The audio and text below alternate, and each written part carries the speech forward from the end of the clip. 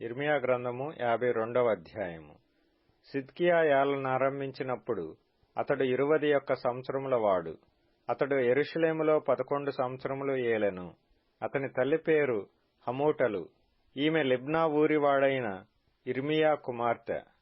యెహోయాకీము నడిచిన చెడ్డ నడత ప్రకారముగా సిద్కియాయు యెహోవా దృష్టికి చెడ్డ నడత నడిచెను. యెహోవా కోపపడి తన ఎదుట నుండకుండా వారిని తోలివేయునంతగా ఆ చర్య యెరూషలేములోను యూదాలోను జరిగెను. సిద్కియా బబులోను రాజు మీద తిరుగుబాటు చేయగా అతని ఏలుబడియందు 9వ సంవత్సరము 10వ నెల 10వ దినమున బబులోను రాజైన నెబుకద్రెజరు తన సైన్యమంతటితో యెరూషలేము మీదికి వచ్చి దానికి ఎదురుగా దండు దిగినప్పుడు పట్టణమునకు చుట్టూ కోటలు కట్టిరి. అలాగు జరుగగా సిద్కియా ఏలుబడియందు 11వ సంవత్సరము వరకు పట్టణము ముట్టడిలో నుంచబడెను. 4వ నెల 9వ దినమున క్షేమము పట్టణములో హెచ్చుగానున్నప్పుడు దేశ ప్రజలకు ఆహారము లేకపోయెను. పట్టణ ప్రాకారములు పడగొట్టబడగా సైనికులందరూ పారిపోయి రాజు తోటకు దాపైన 2 గోడల మధ్యనున్న ద్వారపు మార్గమున రాత్రియందు పట్టణములో నుండి బయలు వెళ్ళిరి. కల్దీయులు పట్టణమును చుట్టుకొనియుండగా సైనికులు యొర్దాను నది మార్గముగా తరలిపోయిరి. కల్దీయుల దండు సిద్కియా రాజును తరిమి యెరికో మైదానములో అతని కలుసుకొనగా అతని దండంతయు అతని యొద్ద నుండి చెదరిపోయెను. వారు రాజును పట్టుకొని హమాతు దేశమునందలి రిబ్లా పట్టణముననున్న బబులోను రాజునొద్దకు అతని తీసుకొని పోగా అతడు అచ్చటనే సిద్కియా రాజునకు శిక్ష విధించెను. బబులోను రాజు సిద్కియా కుమారులను అతని కన్నుల ఎదుట చంపించెను. మరియు అతడు రిబ్లాలో యూదా అధిపతులనందరినీ చంపించెను. బబులోను రాజు సిద్కియా కన్నులు ఊడదీయించి 2 సంకెళ్లతో అతని బంధించి బబులోనునకు అతని తీసుకొని పోయి మరణమగు వరకు చెరసాలలో అతని పెట్టించెను. 5వ నెల 10వ దినమున అనగా బబులోను రాజైన నెబుకద్రెజరు ఏలుబడియందు 19వ సంవత్సరమున బబులోను రాజు ఎదుట నిలుచు నెబూజరదానను రాజదేహ సంరక్షకుల అధిపతి యెరూషలేమునకు వచ్చెను. అతడు యెహోవా మందిరమును రాజనగరును యెరూషలేములోని గొప్పవారి ఇండ్లనన్నిటినీ కాల్చివేసెను.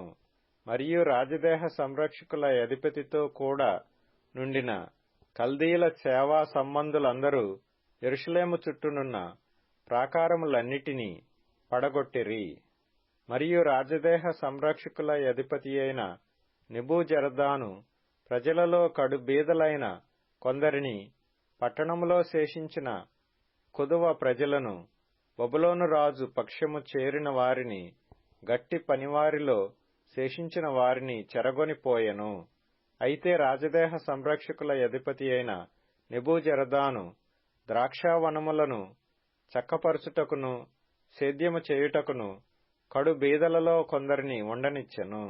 మరియు యెహోవా మందిరములో నుండిన ఇత్తడి స్తంభములను మందిరములో నుండిన మట్లను ఇత్తడి సముద్రములను కల్దీయులు తునకలుగా కొట్టి ఆ ఇత్తడి అంతయు బబులోనునకు కొనిపోయిరి. అదియుగాక వారు బిందెలను కుండలను కత్తెరలను గిన్నెలను గరిటెలను యాజకులు సేవచేయు ఇత్తడి ఉపకరణములన్నిటినీ గొనిపోయిరి. మరియు పళ్ళెములను దుపార్తులను గిన్నెలను పాత్రలను బంగారు వాటిని బంగారునకును వెండి వాటిని వెండికిని చేర్చుకొని రాజదేహ సంరక్షకుల అధిపతి గొనిపోయెను. రాజైన సొలొమోను యెహోవా మందిరమునకు చేయించిన 2 స్తంభములను సముద్రమును మట్ల క్రింద నుండిన 12 ఇత్తడి వృషభములను గొనిపోయెను. వీటికన్నిటికి ఉన్న ఇత్తడి ఎత్తు వేయుటకు అసాధ్యము.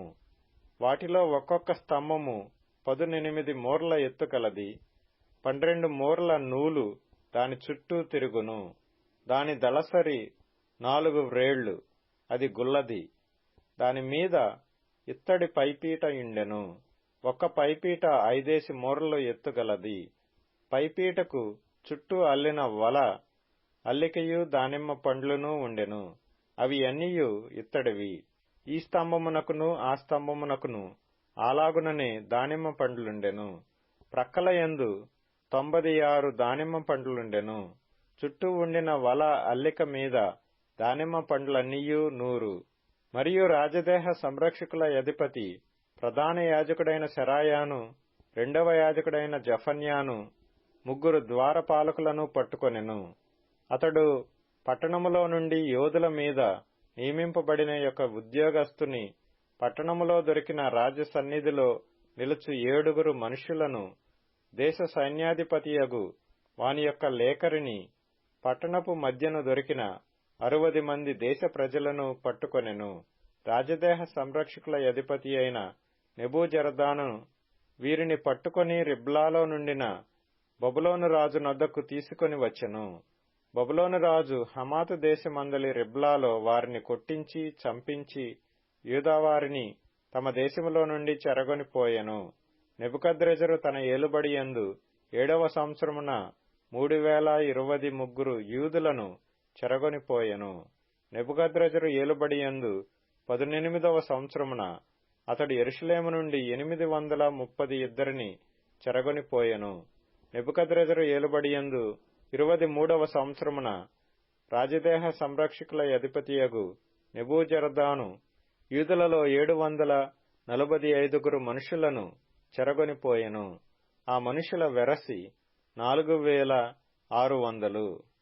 యూదారాజైన యెహోయాకీను చెరపట్టబడిన 37వ సంవత్సరమున 12వ నెల 25వ దినమున బబులోను రాజైన ఎవిల్మెరోదకు తన ఏలుబడియందు మొదటి సంవత్సరమున యూదారాజైన యెహోయాకీనునకు దయచూపి బందీగృహములో నుండి అతని తెప్పించి అతనితో దయగా మాట్లాడి అతనితో కూడా బబులోనులో నుండు రాజుల సింహాసనము కంటే ఎత్తైన సింహాసనము అతనికి నియమించెను.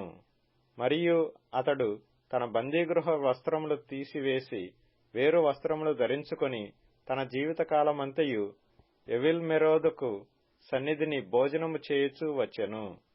మరియు అతడు చనిపోవు వరకు అతడు బ్రతికిన దినములన్నీయు అనుదినము అతని పోషణకై బబులోను రాజు చేత భోజన పదార్థములు ఇయ్యబడుచుండెను.